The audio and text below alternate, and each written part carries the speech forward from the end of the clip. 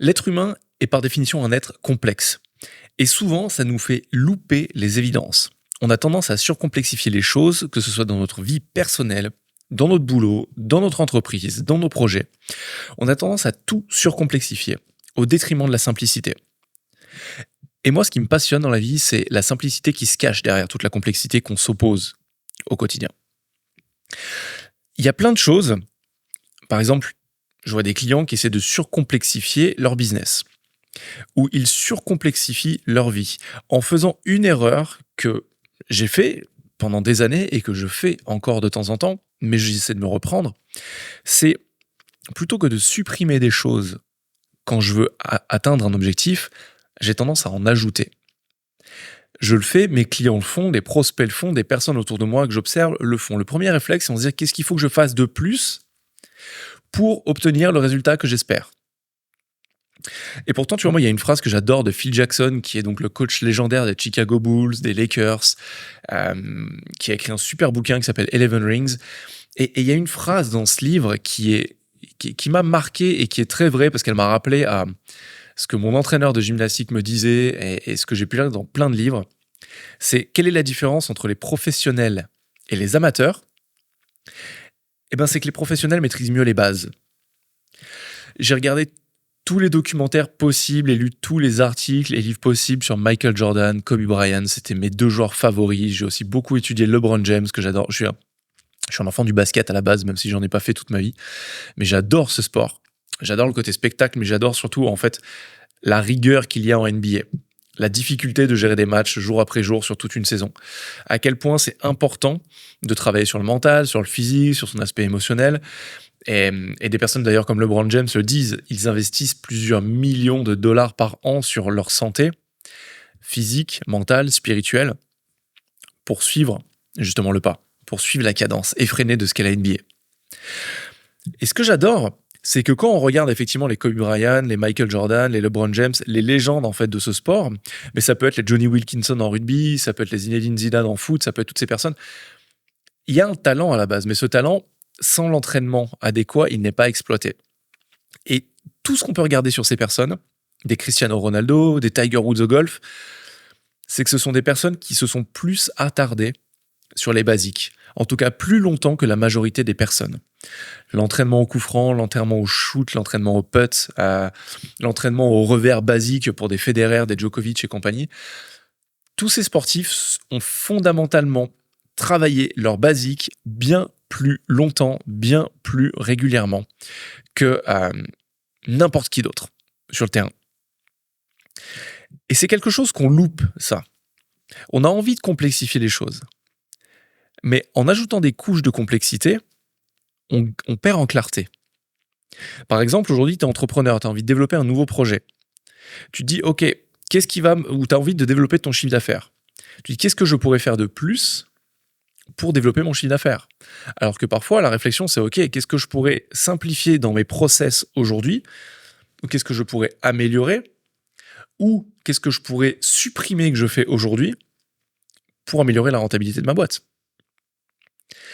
Qu'est-ce que je pourrais faire mieux dans quelque chose de déjà existant pour améliorer la rentabilité de tel produit, tel service ? Ou plutôt, qui est-ce que je pourrais embaucher pour me dégager moi plus de temps pour bosser sur les trucs stratégiques de ma boîte ? Les fondamentaux, c'est ce qui nous apporte de la clarté, ce qui nous apporte une base solide. Régulièrement, je pars dans ces pièges, moi. Je cherche des méthodologies, de nouvelles méthodologies en tout cas, je me tiens informer des nouvelles méthodologies en coaching, en neurosciences, en psychologie, pour voir en fait où est-ce que je peux amener certains clients, comment est-ce que je peux le faire, est-ce que je peux pas le faire mieux, et c'est légitime de ma part. Néanmoins, je me rends compte que mes sessions de travail les plus impactantes auprès de mes clients, ce sont souvent les plus basiques, c'est celles où on revient aux fondamentaux.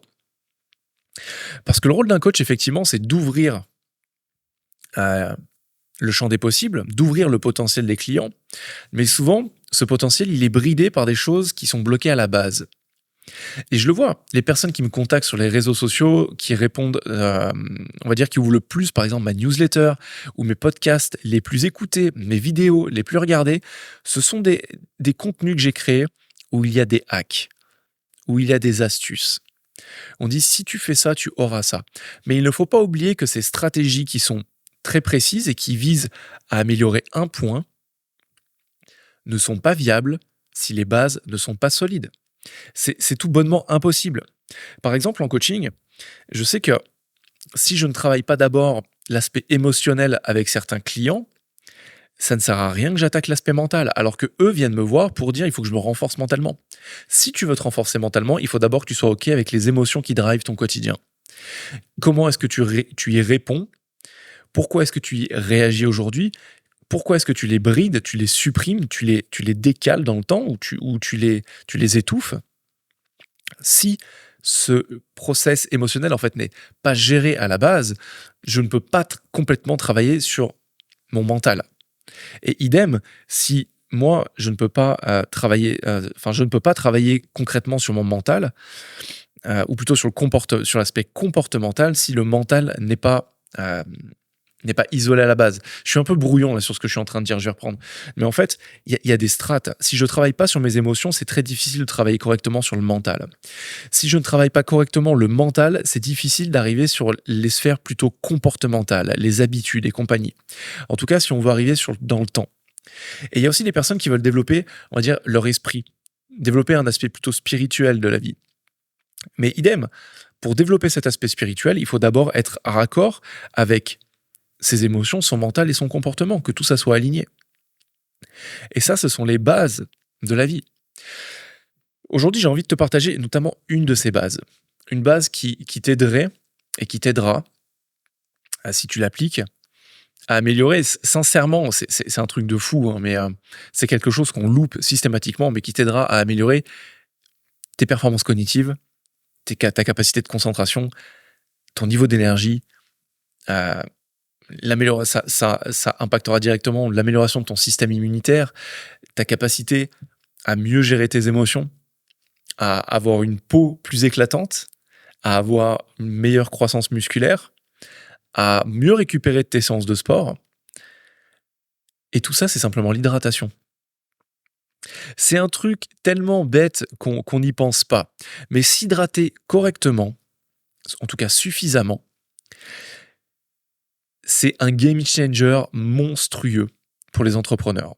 Pour les personnes en général, mais notamment pour les entrepreneurs. Parce que les entrepreneurs, ils sont souvent liés au stress, ils sont souvent confrontés au stress, à la fatigue, à une activité intense, à des émotions fortes. Les hauts sont très hauts, les bas sont très bas. Et a souvent cette idée de « j'ai pas assez de temps ». Fondamentalement, il y a deux études que j'ai trouvées très intéressantes. Je les avais trouvées dans un article d'Alex Charfen, qui est un business coach américain que j'avais trouvé super. Et d'ailleurs, j'en parle dans mon livre Devenez indéboulonnable. Il y a tout un chapitre sur l'hydratation. Et l'importance de l'hydratation, d'ailleurs, tu as un chapitre dédié à ça dans mon livre. Le lien est en description si jamais tu veux te le procurer. J'offre le premier chapitre, d'ailleurs, tu peux les télécharger. Mais l'hydratation, c'est quelque chose de central. Les deux études, moi, qui m'ont plus marqué, c'est qu'a priori, dans le monde, alors c'est un chiffre qui est large, mais par contre, qu'on soit à 5 ou 10% près, c'est pas bien grave, mais il y a 70 à 80% des personnes dans le monde qui sont en niveau de déshydratation constant. 70 à 80% des personnes qui ne sont pas assez hydratées au quotidien. Quand tu n'es pas assez hydraté, il faut comprendre que, tu le sais, notre corps est composé de 70 à 80% d'eau, et la majorité de cette ressource, elle est utilisée par notre cerveau. Quand notre cerveau n'est pas suffisamment hydraté, ça crée un brouillard mental, ça crée une difficulté à se concentrer, ça crée de la nervosité, ça crée une oxydation précoce des cellules nerveuses, mais des cellules dans le corps en général. Mais ce que ça entraîne aussi, un manque d'hydratation en général, c'est une mauvaise digestion, c'est de la fatigue, ce sont des maux de tête, c'est de la tension musculaire, de la tension nerveuse, une mauvaise conductivité nerveuse, donc une information qui circule moins bien. Ça crée aussi, de ce qu'on peut voir, de l'anxiété, du stress, ça peut créer d'autres choses. Ça a un impact global. Le corps est un système. Et le principal carburant de ce système, c'est l'eau, fondamentalement. Donc si tu n'es pas assez hydraté, il y a la majeure partie de ta vie qui n'est pas développée à son potentiel maximal. La deuxième étude que je trouve hyper intéressante, là pour le coup, c'est un peu plus à prendre avec des pincettes, mais moi j'y vois un fond de vérité derrière. Donc ne vois pas ça comme une vérité, mais je trouve le truc vraiment intéressant. C'est qu'a priori, 70 à 80%, je crois que c'est 70% des médicaments qui sont en libre service sur le marché résolvent des maux, des problèmes qui sont aussi liés à un manque d'hydratation. Donc, ce qui voudrait dire qu'en fait, au lieu de prendre un Doliprane quand tu as mal à la tête, si tu buvais suffisamment, tu aurais peut-être moins mal à la tête. Si tu as des problèmes de constipation, par exemple, eh ben, plutôt que de prendre des médicaments pour te déconstiper et aller aux toilettes, si tu buvais de l'eau suffisamment, tu n'aurais peut-être pas ces problèmes. L'hydratation, elle favorise une bonne digestion, elle favorise une bonne concentration, elle favorise la clarté mentale, elle favorise un corps qui fonctionne. Ça limite aussi les inflammations chroniques, les inflammations musculaires, les inflammations articulaires. Donc aujourd'hui, mon message, fondamentalement, il est double. C'est au lieu de te concentrer sur des choses complexes, des hacks, des stratégies, des trucs un peu alambiqués qui a priori t'apportent un résultat, je t'invite à ralentir et à te poser plutôt la question de sur quels fondamentaux je devrais plutôt me concentrer pour obtenir ce résultat. Le deuxième, c'est un de ces fondamentaux que tu dois absolument pas louper en tant qu'entrepreneur, c'est ton niveau d'hydratation. Ton niveau d'hydratation, il est clé dans ta capacité à maintenir un bon niveau d'énergie, à évoluer à ton meilleur niveau, à être clair, à prendre de bonnes décisions.